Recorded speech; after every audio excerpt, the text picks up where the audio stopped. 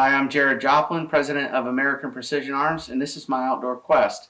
If you guys like what you see in these videos, please don't hesitate to like, subscribe, and by all means, share it with your friends so we have the opportunity to do this more and more. Thank you.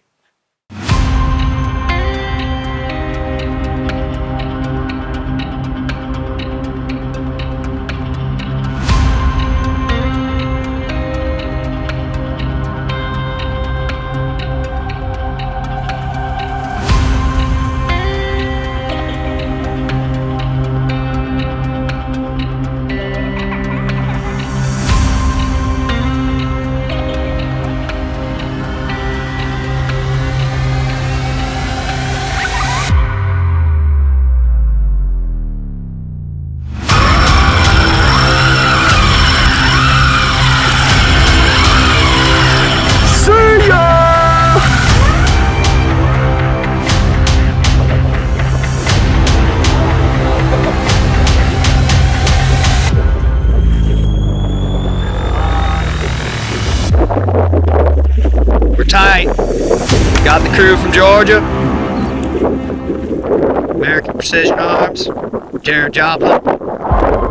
The Redneck, aka the Redneck, aka Get the Bucket. Alright guys, we're down here in Bradenton, Florida with our annual little fishing trip with Captain Bill here. I'm hooked up to what I would say is a normal tarpon. Daniel's hooked up to a big girl. And you can see in my hands I've got the Zanak Tabizo TC80-50G rod with a Stella 14,000 reel. And you can see how much heat I'm putting on this fish with this rod. It's a beast of a rod. But I want you guys to enjoy some fishing clips, and then we're going to talk a little bit about the gear that we're using and kind of what we're doing here. Oh, on the other side. Keep your rod way low.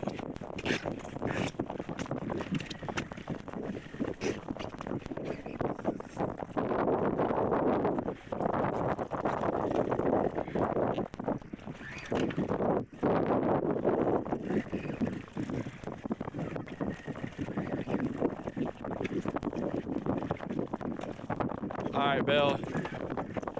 Come grab. Still recording.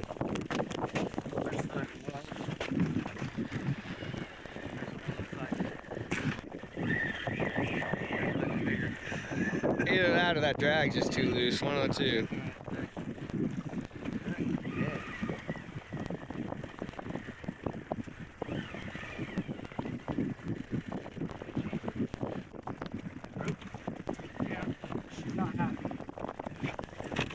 Nice fish, Jared. Looks on the bottom left.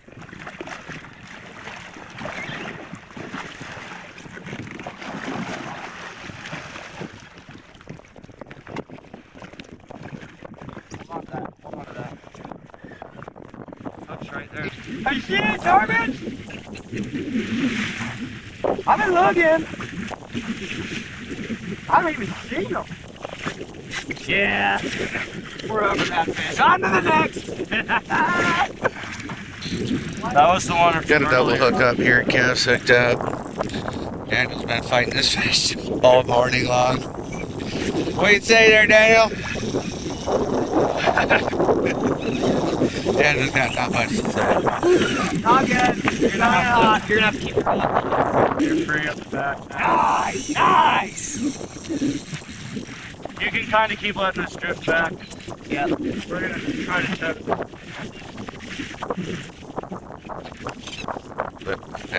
Come on up here.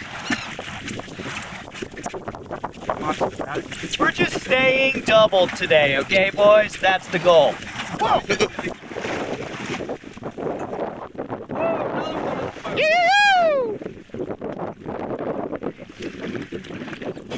Attaboy, Warren! Get down there with her real quick. Hold her up. Yeah, got the whip. Yeah, that's good. Just smile at me, boy. That's good. Don't pull her up too high. Nice. How you feeling? I'm whooped. Come on, let's see it. Sweating. Yeah. Come on, T-Rex arm. T-Rex arm. Yeah! Yeah! Get big!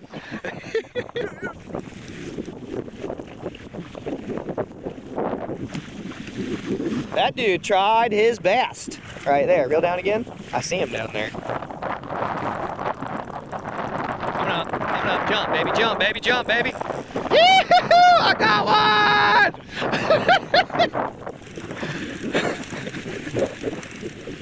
There you go, reel down again. You whooping this fish, he's arse. Arse, he said, arr! Oh, Dylan! Another one. Oh yeah, went the wrong way with it. Yep, she's ready. Yeah, mama. Shake it, girl. You got all that, though. I got all that. Shake and bake, baby. Shake and bake! Shake! Shake! That's fun size there. Oh, got him! Got you wet, son. Oh, God! Idiot! Face grab time. Face grabs. Face grabs is Dylan's favorite part. Minus the favorite part. Yeah. You got, is that tarpon? Oh yeah, it's Tarpon.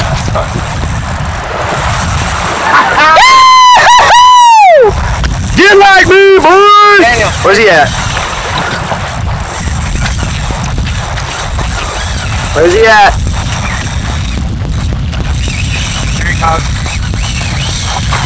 There he goes. Yeah, baby! Yo. One on the back. One on the front.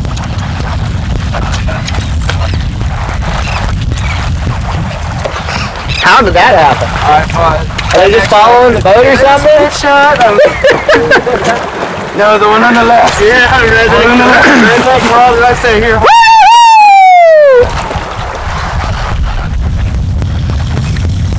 Got to let them know, boy. Oh, I think you got a big one. Might want to tighten that up just a little bit. Not much, redneck. Just that you don't get spooled, because it's looking sketchy. That's good.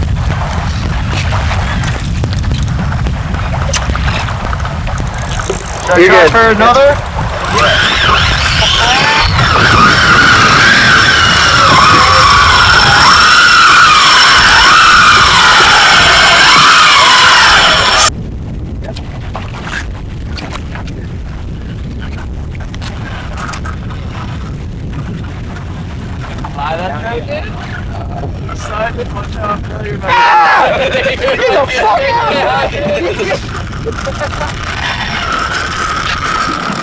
Good luck, redneck. Godspeed, my friend. Everybody, I would just watch the shit out. That thing's gonna go up in the air, hit the rod. Doink. I ain't kidding, dude. I've seen it all, bro. Everybody take cover. Is it a bad start already? I said this ain't compass error. Fly it anyway. Nice. He's good. He's real good. I'm not catching it, though. Dylan catching it.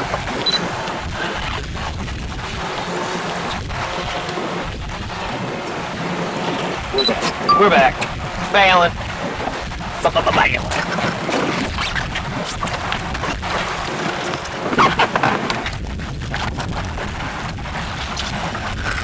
Got a job, yeah! Oh. You got that! You get it? Hell yeah, dude. Are you sure you got it? No. Dude, look, that thing is bad. Dude. Wow, he's good. Screw that camera, just send that up there and stick it on us. Get up there and sit. Oh, never mind. It's Just go fly right around in circles, all the boats. Yeah! And you got back.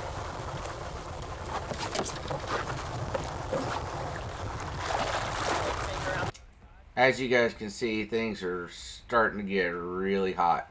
It's not even lunchtime. I mean, we've been out here for a couple of hours. I have no idea, no earthly idea how many fish we've caught at this point, but we are absolutely crushing it.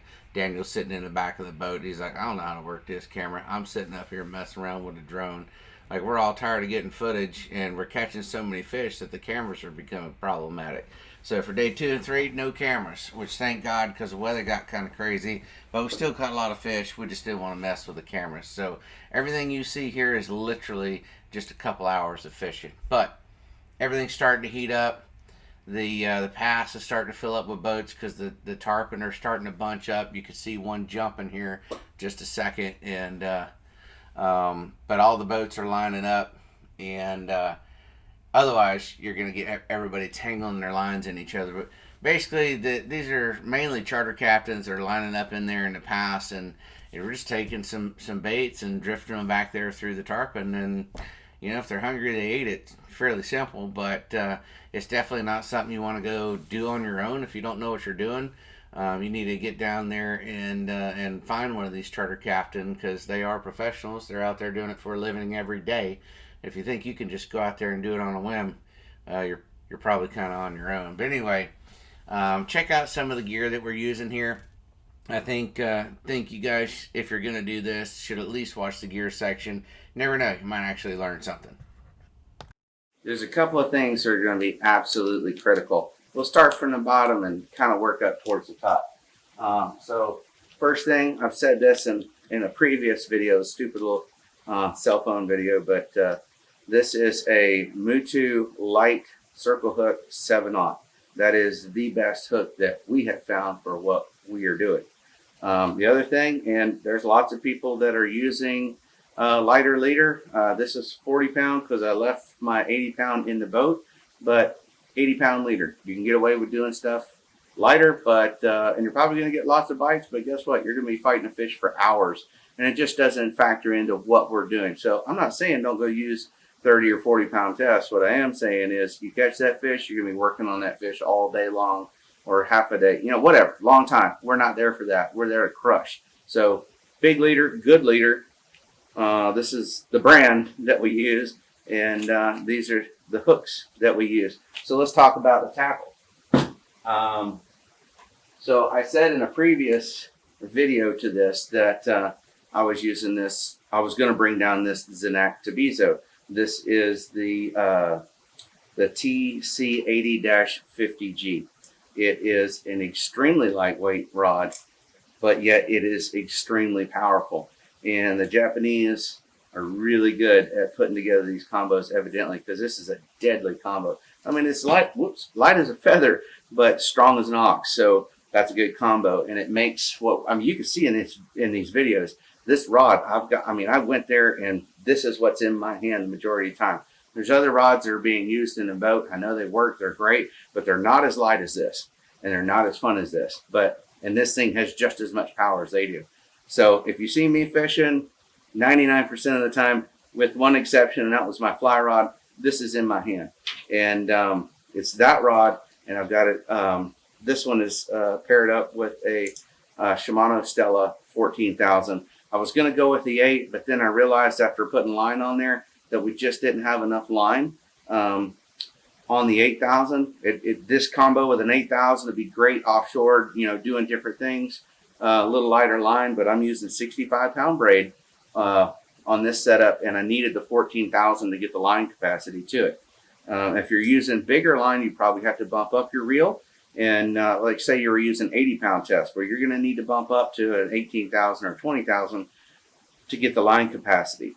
So if you're standing your ground fighting these fish and you have more than one fish on, you can't chase, one fish when you have 3 on. So somebody's going to be in trouble. And in that case, you're going to have the line capacity. So I've still got the hook and everything tied on here from the trip. So that's that rod. It is an absolute beast. Look at it doubled over in this video because I put some heat on these fish with it. The other thing, if you were watching the YouTube video, I went live because, like I said, we didn't want this camera equipment out in the weather. So the other thing I'm using in one instance is a Scott fly rod. This happens to be a 2-piece, not a 4, just because I'm gay and I wanted to I just wanted a 2-piece, whatever. I had it in my mind. A 4-piece would be fine. This is the 11 weight, and I'm not sure how to pronounce this properly. It's Tibor or Tibor. Looks like Tibor to me, but it is a reel.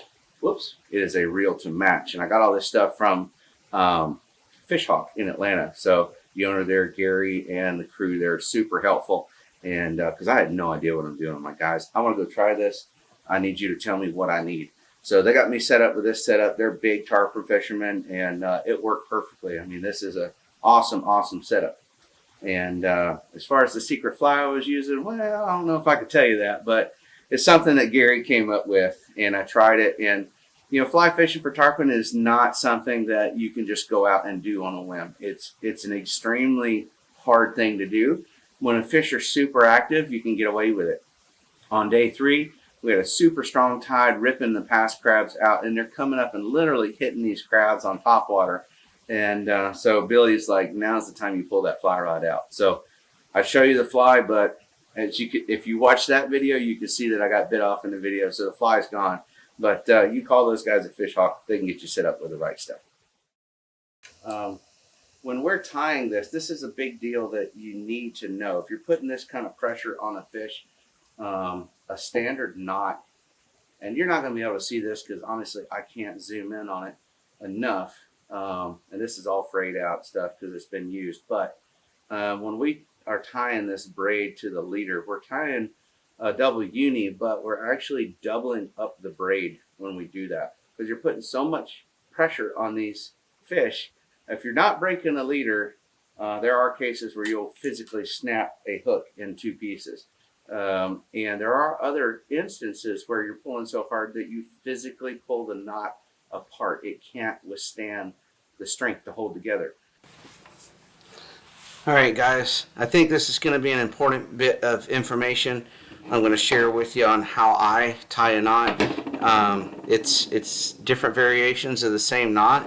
So I'm sure everybody knows the conventional uni where they twist it all up together, get some loops in a line, you know, run it back through the bottom here and tighten it down. And you know how that goes. Everybody knows that knot. I'm tying essentially the same knot. It's just a little bit different. Okay. So when I'm tying to any lure, it's the same knot that I use probably 90% of the time, just because I learned to do it this way when I was a kid.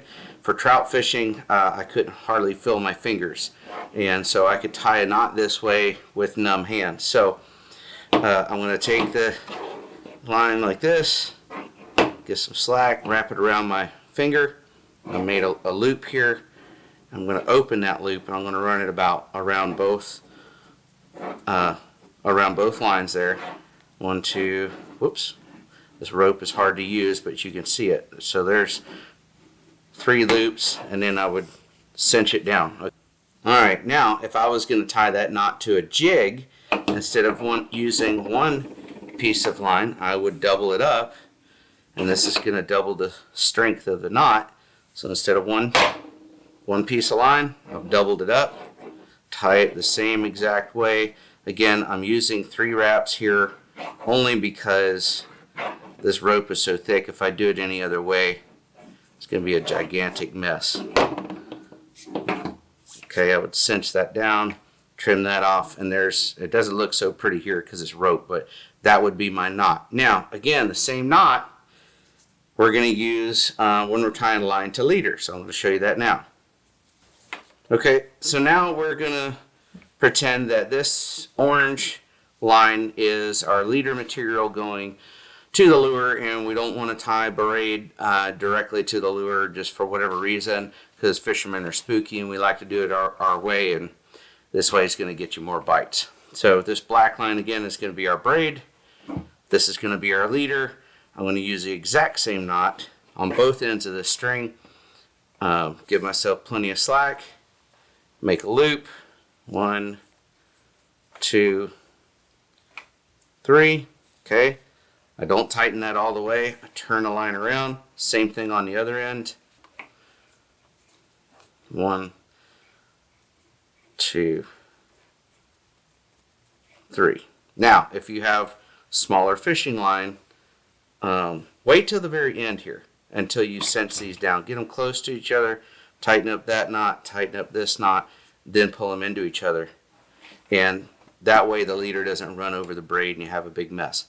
So when you're tying different sizes of line, it's going to matter how many loops you put in there. The smaller the braid, the more wraps. So if I'm using 10-pound test, I might have 7 or 8 wraps on the braid versus 80-pound test. I might only have say five wraps. If I'm doubling this up, it's going to be probably 5 wraps on the braid. If I've got 80-pound leader, probably only 3 wraps on the leader material. If I have say 20-pound test, I'm probably going to have 5 or 6 wraps. You're just going to have to play with it a little bit and see what makes that knot look good. But generally speaking, the lighter the line, the more wraps you're going to need. The heavier the line, the less wraps you're going to need. But when we're tarpon fishing and I need this knot to stay together, there's so much pressure from these fish that we're putting on them, you can physically pull the braided line again apart. So I'm going to double up the line again. This represents my doubled up braid. Okay, here's my leader material. I'm going to tie it. And it works a lot easier with just the fishing line. This stuff's so thick, I'm having a little trouble with it. But okay, so there's one. I turn it around. Let's see here. 1, 2, 3.